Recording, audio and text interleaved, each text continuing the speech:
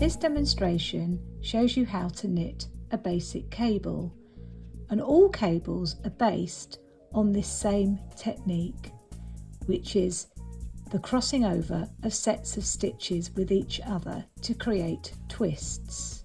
There are many different variations of cables, and what makes them different to each other is the number of stitches involved in a cable, whether the stitches in the cable are knitted or purled, and whether the stitches are held to the front or to the back.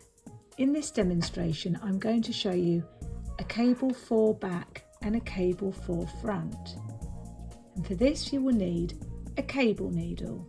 There are many different types of cable needle available. You can buy straight ones, or ones with kinks in the middle, or ones like this which are hooked, which are the ones that I prefer to use. I'm going to work up to the first cable. The cable stitches are in stocking stitch. Okay, so first of all then we're going to look at cable for back. So the number 4 in the abbreviation tells us how many stitches are involved in total in the cable. Cable for back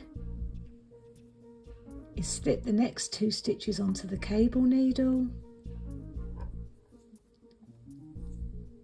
hold the cable needle at the back of the work, knit the next 2 stitches off the left hand needle, and then knit the 2 stitches from the cable needle. And that's your cable for back complete. Cable for front is worked by slipping the 2 stitches onto the cable needle and holding it at the front of the work. You then knit the next 2 stitches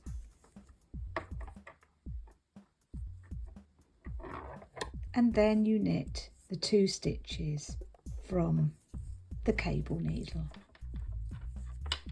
So you can see that the first cable to the back twists the stitches to the right, and the second cable, cable for front, twists the stitches in the opposite direction to the left. And that is basically what happens when you cable to the front or to the back. It changes the direction of the twist. Now on the next set of stitches, I'm going to show a cable 8 to the back. So for this you would slip the next 4 stitches onto the cable needle. Now I'm slipping onto the short end, and then I knit the stitches off the long end. So 4 to the held to the back.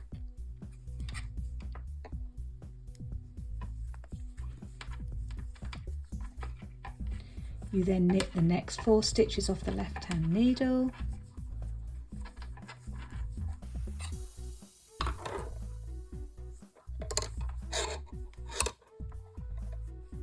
and then you knit the stitches from the cable needle.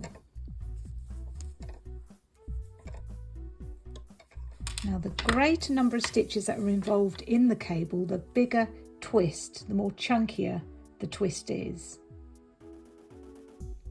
That's cable 8 back. Finally, I'm going to show you a cable which is uneven in the number of stitches it's crossing over. So this is another type of cable you might come across, and I'm going to cross 2 stitches with 6 stitches. Now this is still referred to as cable 8 back, but the pattern instructions need to be referred to for this specific instruction because it's not an even cable.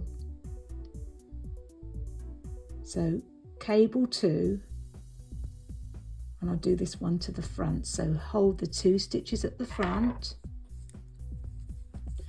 knit 6 stitches from the left hand needle,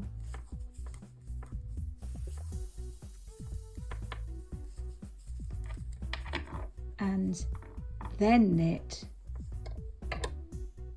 2 stitches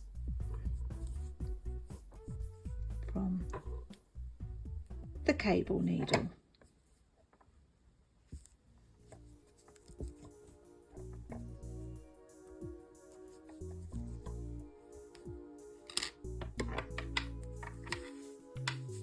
Okay, so you can see there the cable 8 to the back, because it's 6 crossed with 2, gives a slightly different look.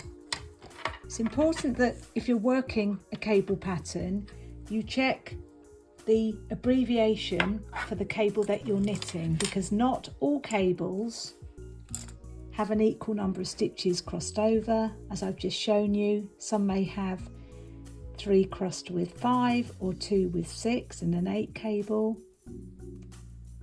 Others are equal, they cross the same number of stitches, and then you've got your cables to the front and to the back, all creating a wonderful variation of cable patterns.